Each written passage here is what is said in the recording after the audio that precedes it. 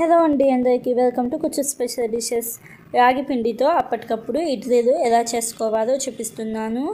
ఇడ్లీలు అయితే చాలా సాఫ్ట్గా ఉంటాయండి, స్పాంజీ లాగా. నేను చెప్పిన కొలతలు పాటిస్తూ ఒకసారి తప్పకుండా ట్రై చేయండి. ఎలా చేసుకోవాలో చూపిస్తాను. ముందుగా ఒక బౌల్లో ఒక హాఫ్ కప్పు దాకా రాగి పిండి వేసుకొని ఇంకొక హాఫ్ కప్పు దాకా సూజీ వేసుకోండి.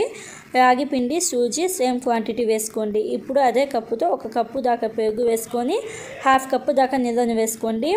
మెజర్మెంట్స్ మాత్రం నేను చెప్పిన కొలతలే వేసుకోండి, అప్పుడే ఇడ్లీలు సాఫ్ట్గా ఉంటాయి. బాగా కలుపుకున్న తర్వాత స్టవ్ ఆన్ చేసుకొని కడాయి పెట్టుకొని ఒక 2 టీ స్పూన్ల దాకా నెయ్యి వేసుకొని తాలింపు దినుసులు 1 టీ స్పూన్ వేసుకోండి. అలాగే 2-3 రెమ్మల కరివేపాకుని సన్నగా కట్ చేసుకొని వేసుకొని మంట మీడియం ఫ్లేమ్లో పెట్టేసి తాలింపును దోరగా వేయించుకొని మంట ఆఫ్ చేసేసి ఈ తాలింపును రాగి పిండిలోకి వేసుకొని ఒకసారి బాగా కలుపుకోండి.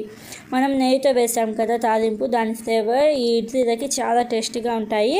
బాగా కలుపుకున్న తర్వాత పైన మూత పెట్టేసి ఒక 10 నిమిషాల పాటు పిండిని నాననివ్వండి.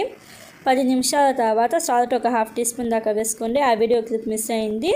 అలాగే ఈనో 1 టీ స్పూన్ దాకా వేసుకొని ఒక 2 టేబుల్ స్పూన్ల దాకా నీళ్ళను వేసుకొని ఒకసారి బాగా కలుపుకోండి. పిండి కన్సిస్టెన్సీ అనేది ఇలాగా ఉండాలి. నాకైతే నీళ్ళు అవసరం పడలేదు, మీకు నీళ్ళు అవసరం పడితే ఇంకొంచెం వేసుకొని ఇలాగ పిండి అనేది రెడీ చేసుకోండి.